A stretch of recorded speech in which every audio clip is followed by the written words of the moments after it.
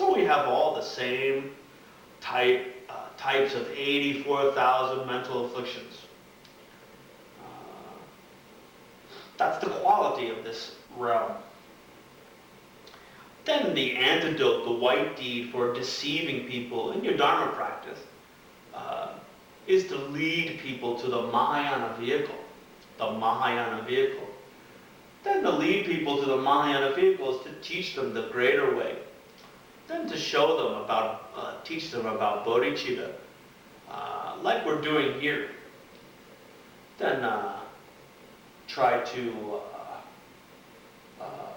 then you're not supposed to disrespect Hinayana way, Theravadas. You're supposed to respect.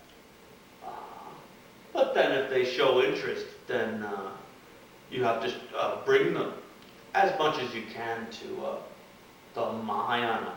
Then there's many ways of doing that. Then you study, and then you get students, then you give them to them. There's the giving. You give them materials, then you give them clothing and take care of them. Then you give them Dharma.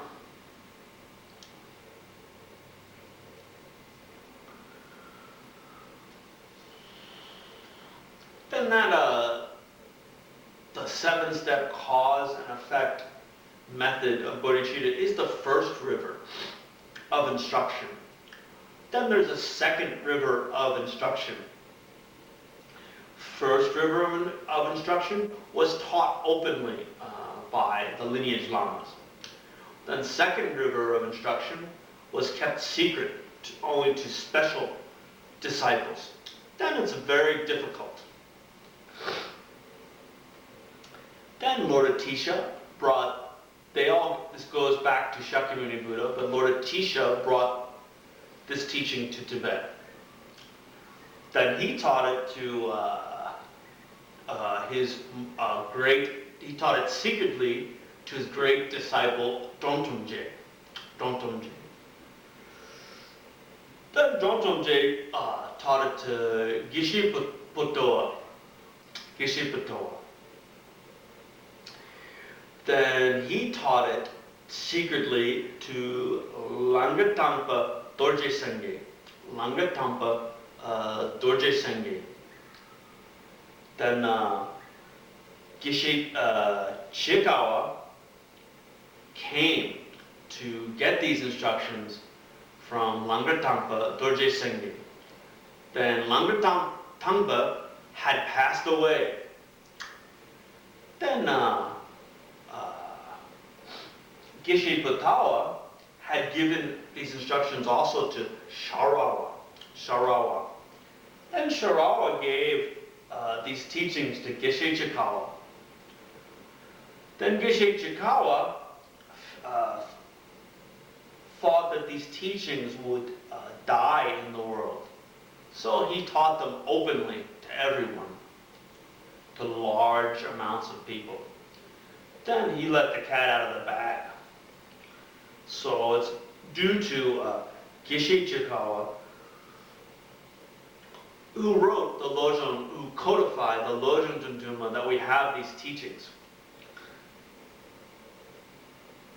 Then the first step in the second river of instructions is the preliminaries, or Ngondro Chishi. Ngondro Chishi. Ngondro also can mean tantric preliminaries. Then many lineages have preliminaries where they have to do 500,000, million mantras, all these preparations before you do your practice. Then it's here, it's contemplating, meditating on leisure and fortune. Number one, leisure and fortune. Then being born as a human, being born in a place where there's the Dharma, being able to think, then being able to have a teacher and study the Dharma nicely. Then there's many leisures and fortune, many in the Lamrim teaching, many types of leisure and fortune. But it's basically the conditions, the inner and outer conditions to practice the Dharma. and the being born in a human realm. Then contemplating impermanence, that's number 2. Your own death meditation. Then there's many forms of death meditation. Then they all can be synthesized into you will die most definitely, and don't know when you're going to die. Everybody makes plans. Oh, I'm going to do this, and oh, I'm going to do that. I'm going to go to this school and do that and go to this. Then that's nice to make plans, but you don't know if you're going to live past tonight. Then you have to cultivate that type of mind. If I were to die tonight, what would my life have amounted to? Then it should come to your mind that at death time, the only thing virtuous, the only thing worthy is Dharma practice. Then mainly how much you've generated Bodhichitta as you are dying. The best medicine for death would be to have Bodhichitta in your heart as you died. Then they often talk about Poa. Then many practices to take your consciousness and reborn in a higher realm birth, very high realm than gods, whatever. Then there's many type of practices. Then you really can't expect at death time, when the body is falling apart and the mind is going all over the place, to be able to say some mantras and do some practice to be reborn in higher realm. Then in Tantra, there's ways of transforming the death and the intermediate state, and then the rebirth state into the bodies of a Buddha. But the main easy way of making something out of your death is to make sure to have bodhicitta in your heart. That's the real profound truth. Then I think it's Geshe Chekawa, as he was passing away, then he said, then I prayed to go to the hells for all the beings. Then all I can see, as he's dying, all he can see is heaven. Then, because he had bodhicitta in his heart.